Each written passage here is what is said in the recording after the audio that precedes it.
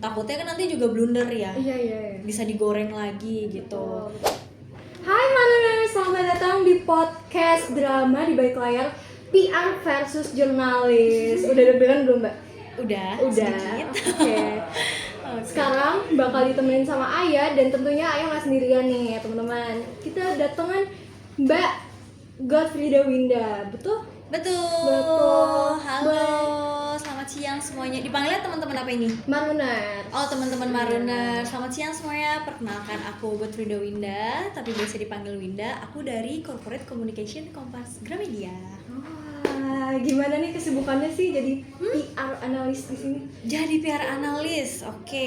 Banyak sih sebenarnya kesibukannya. Karena kan kalau PR analis di sini tuh kita hampir mengerjakan semua ya. Karena kita korporat. Jadi dari sisi media relationnya ada, dari sisi eventnya ada juga, dari sisi sebenarnya government relation atau company visit, media visit, itu semuanya ada. Berarti kedatangan kita juga di sini tugasnya PR. Bener, tugasnya PR juga gitu. Siapa tahu kan misalnya Mariners di sini mau tahu tentang Kompas Gramedia seperti apa. Nah, pas banget, kita juga bakal kupas tuntas gitu ya seputar PR analis di Kompas Gramedia sendiri. Boleh banget Oke, ya. kita langsung aja masuk ke pertanyaan pertama nih. Oke, Udah siap, Mbak? Siap. Oke. Jadi sebetulnya tugas PR di sini tuh ngapain aja sih, Mbak? Tugas utamanya? Tugas utamanya sebenarnya yang pasti berhubungan dengan eksternal dan ada internalnya juga gitu. Seperti kebanyakan sama PR-PR lainnya gitu. Jadi bukan hanya sekedar menulis, bukan hanya sekedar ketemu sama teman-teman media, tapi kita juga handle event, ada CSR juga, terus company visit biasanya tuh ya. Company visit tuh dari teman-teman yang perkuliahan atau teman-teman SMA gitu. Terus habis itu ada dari government relation juga, dari institusi juga udah ada juga sih kayak gitu. Jadi hampir semuanya. Kalau yang pilgub di bawah tuh itu tugasnya PR juga atau bukan sih? Itu sebenarnya tugasnya PR, tapi kan mereka kerjasama dengan teman-teman Kompas TV. Jadi itu dihandle sama teman-teman PR-nya KG Media. Gitu. Jadi KG Media kalau misalnya teman-teman tahu, dia tuh salah satu pilar yang ada di Kompas Gramedia. Jadi kita tuh sebenarnya di sini tuh banyak pilarnya. Kita punya 7 pilar. Jadi ada media, ada retail dan publishing. Kalau misalnya teman-teman tahu Gramedia. Nah, terus abis itu ada hotel dan resource, Santika Premier, Amaris gitu ya. Di Bali juga kita ada yang royalnya, yang Kayana, Samaya dan Ampaya. Kita ada manufaktur juga, terus ada dari sisi digitalnya juga. Nah, itu semua tuh pilar-pilarnya punya Kompas Gramedia.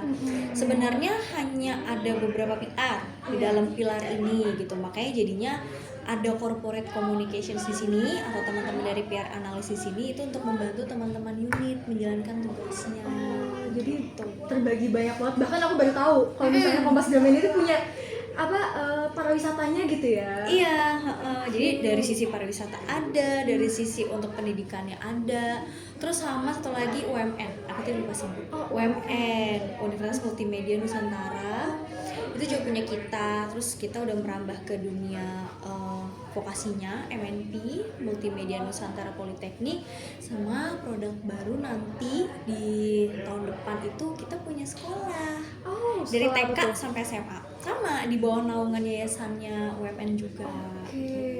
Berarti meluas banget ya, Mbak. Meluas. Ini insight baru seputar Kompas Gramedia sendiri. Nah, ini kan sebagai PR analis nih, pasti kan ada aja gitu ya masalahnya yang harus ditangani, ya kan? Dari Mbak sendiri nih, pernah nggak sih ngadepin krisis company tapi krusial banget, terus kayak udah nama baik dari Kompas Gramedia ini agak tercoreng gitu? Oke, sebenarnya kalau sampai yang tercoreng banget, amit-amit ya, amit-amit enggak gitu ya, enggak sampai ke situ. Tapi ada waktu itu beberapa kasus lah gitu yang menyenggol sebenarnya ke teman-teman unit gitu. Jadi kalau misalkan teman-teman tahu dulu kan kita kan awalnya dari publishing bukunya Naura Ayu nih. Yang apa sih judulnya, pokoknya geng apa gitu kan ya, Naura dan geng apa kayak gitu.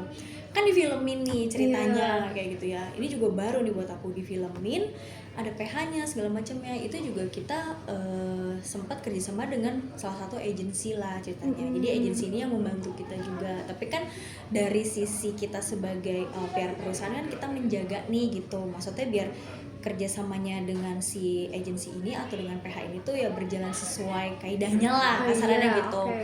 Ada tuh setelah filmnya jadi gitu kan ya, promo segala macem, dipertontonkan lah di layar lebar. Ya biasa lah ya netizen gitu, netizen. Kayaknya aku tahu deh ini apa kasusnya. Netizen di Facebook segala macem, pokoknya kayaknya filmnya harusnya jalurnya nggak gini deh atau gimana kayak gitu-gitu, pokoknya wah ribut nih kemana-mana. Terus yang namanya teman-teman unit kan pasti bingung ya gitu, ini kenapa ya kok jadi kayak gini, sebenarnya kan hanya untuk hiburan tapi kok malah jadi dipermasalahkan lah. Akhirnya ya udah ngobrol lah kita dengan si agensinya ini, dengan PH-nya gitu ya, buatlah satu rumusan gitu. Untungnya sih nggak sampai yang gimana lah gitu ya.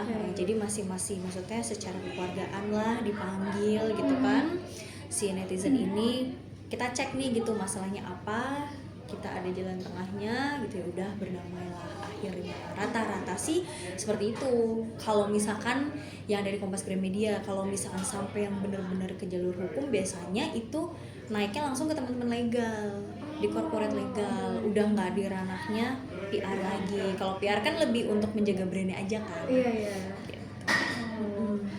Nah, kalau misalnya terjadi krisis gitu, Mbak, kita kan pasti akan berkolaborasi sama jurnalis buat gimana sih ini tuh biar nggak melenceng gitu ya beritanya.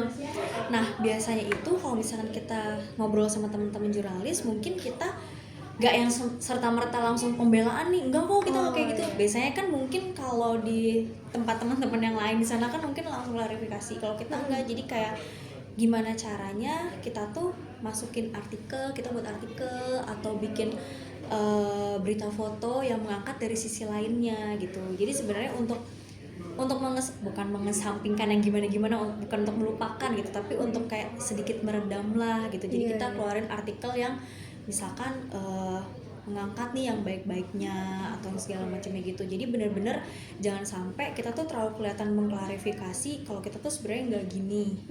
Takutnya kan nanti juga blunder ya. Iya. Bisa digoreng lagi gitu. Betul. Nah jadi beneran kayak ya udah kita keluarin berita foto atau artikel gitu yang ya sudah gitu, kita menyamarkan lah, tapi kita juga tidak melupakan yang harus diselesaikan untuk ngademin sebenarnya. Tapi tetap dimonitoring gitu kan? Tetap dimonitoring gitu, karena kan banyak banget ya kayak yang kemarin gitu yang sempat ada, kalau misalnya teman-teman tahu Jeremy Teti kan sama Mbak Rosiana Silahi kan temenan banget ya. Iya.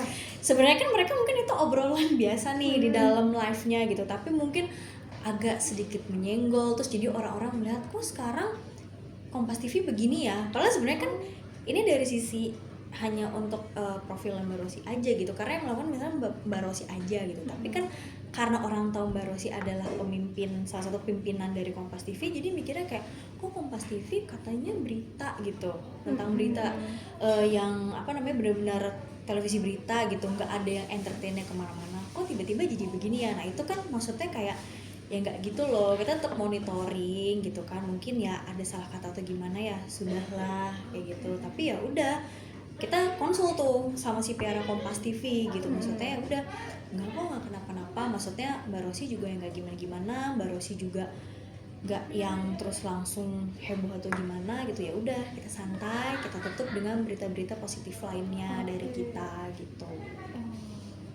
Next sih Mbak, ini lebih menjurus sih ke pengalaman pribadi Mbak sendiri. Betul. Kan seorang PR tuh pasti kita harus nge-handle atau menyusun press conference. Nah itu ada nggak sih pengalaman Mbak saat menghadapi jurnalis gitu, saat press con, pengalamannya, dan apa sih yang menurut Mbak tuh saat membuat press con itu yang paling krusial? Yang paling krusial pada saat press con adalah wartawan-wartawan atau media-media yang tidak terundang. Sebenarnya ada aja. Maksudnya kan kita kan udah nih ngundang gitu ya, pengen media internal sendiri dong, udah pasti gitu kan, Kompas dan teman-teman. Lalu di luar Kompas ada tuh misalkan kayak brand A, brand B, brand C gitu kan, yang lainnya. Tapi kan ada aja nih yang kecil-kecil gitu, yang portal-portal kecil yang kita tidak tahu keberadaannya kayak gitu ya. Mungkin kalau teman-teman tahu kan sebutnya apa, wartawan bodrek ya, yang kayak gitu kan ya, karena kan berbayar atau yang gimana gitu.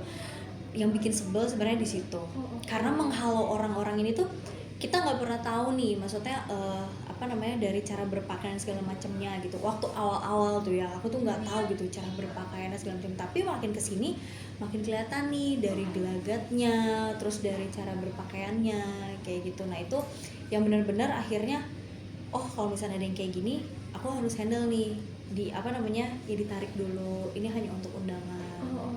Jadi dijelaskan gitu, ada yang mengerti ada yang tidak, kalau yang mengerti ya syukur, kalau yang enggak ya udah pokoknya tetap nggak bisa gitu.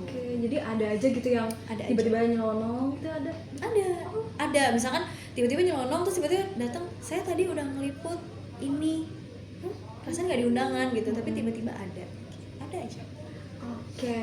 Next topik kali ya, aku tuh pengen tahu gimana sih hubungannya PR dan jurnalis yang bisa di Kompas sendiri gitu.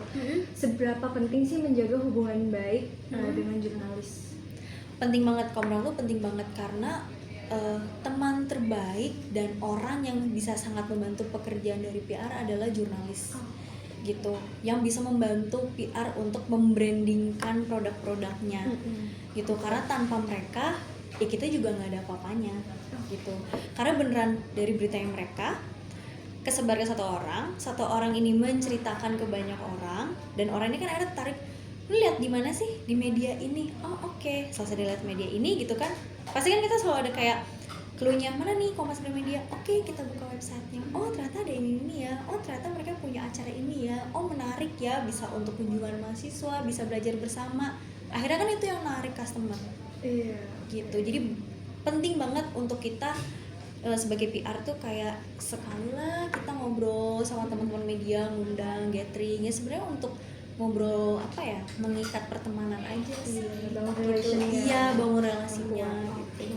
Nah menurut Mbak sendiri nih sebagai PR analis ya, gimana sih pandangannya Mbak terhadap jurnalis, misalnya nih kayak kriterianya mungkin, oh jurnalis tuh kayak gitu loh, kayak gini loh. Oke. Sebenarnya idealnya adalah berimbang ya. Balik lagi ya, sebenarnya teman-teman jurnalis yang baik adalah yang berimbang lah. Maksudnya kita juga nggak mau apa-apa yang keluar dari kata tuh negatif terus atau positif terus. Pokoknya beneran berimbang gitu loh.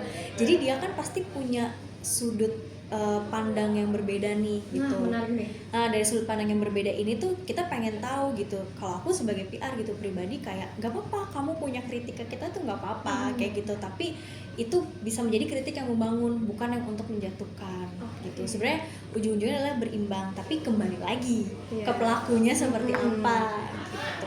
Kalau aku.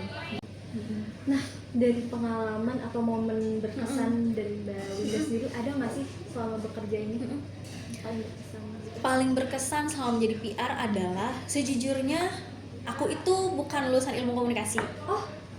Sejujurnya ya, tapi aku terjun ke dunia PR itu karena hanya berdasarkan pengalaman waktu SMA aku menjadi announcer di salah satu radio di Bandung, di Ardan. Yang setiap pagi ya, yang setiap pagi itu kayak gitu. Terus habis itu radio sekolah. Terus awal-awalnya masuk tuh sebenarnya di challenge, masuk ke PR itu di challenge sama atasan aku dulu. Jadi sebelum aku di corporate, aku sempat jadi PR Gramedia. Itu di challenge, kamu mau nggak sebagai seorang PR? Karena kan kamu punya basicnya nih, namanya gitu. Oke, gue udah punya basicnya, kulit luar, kita tinggal dalemin aja nih. Aku bilang kayak gitu, udah kasih waktu 3 bulan. Ternyata goal, akhirnya lanjut sampai sekarang menjadi seorang PR. Itu yang paling menarik. Jadi benar-benar ternyata PR itu gak perlu sekolah yang gimana-gimana, tapi secara otodidak pun dia bisa gitu, dipelajari, bisa didalami. Yang pasti ketemu sama orang-orang yang udah expert lah. Ya maksudnya jam terbangnya juga udah tinggi kan kemana-mana. Jadi emang kalau menurut aku PR itu adalah pekerjaan yang membutuhkan jam kerja tinggi. Semakin kamu kemana-mana ketemu dengan orang baru itu mau dia jago PR atau enggak, tapi itu yang bisa membuat dia belajar. Di situ sih PR menurut aku tuh pintu belajar yang paling wah gitu. Jadi banyak insight baru yang dapetin bahkan sekarang ya dapetnya. Bahkan sekarang kayak gitu. Jadi kalau misalnya aku awalnya nggak tahu nih cara maintainnya media gimana, akhirnya bisa kayak gitu. Oh ngobrol dengan jurnalis yang tipe-tipenya kayak gini nih, yang tipe-tipenya kayak gini, oh akhirnya jadi bisa gitu. Nah Mbak, ada saran nggak sih buat teman-teman Maruners nih yang lagi nonton, apa ya, wejangannya gitu buat mereka yang tertarik di bidang PR? Oke, buat teman-teman Marooners, kalau misalkan tertarik banget di bidang PR, dipelajari benar-benar. Nggak masalah kalau misalkan kamu cuma tahu soal kulit luarnya aja, kamu bisa pelajarin dalamnya itu pada saat kamu ketemu dengan banyak orang. Gitu, menurut aku. Semangat terus. Saya juga semakin gimana ya. Nah, Marooners, tadi tuh wejangan yang harap dicatat nih buat kalian semua, apalagi kita kan nanti insya Allah gitu ya jadi praktisi PR ke depannya. Betul. Nah, mungkin sekian aja podcastnya, agak singkat tapi sangat memberikan insight Dalam ya. Iya, dalam banget. Dalam Apalagi ya. tadi wejangannya ya. Terima kasih banyak Mbak Linda Sama-sama ya. waktunya Dan teman-teman Marooners. sudah memberikan insight baru buat kita semua. Dan buat Marooners, thank you so much for watching. Jangan lupa untuk di like, comment, dan subscribe. Apalagi di share ke teman-teman kalian karena ini insightnya sangat bermanfaat banget. Oke, bye-bye. Aya pamit undur diri. I'll see you around. Bye.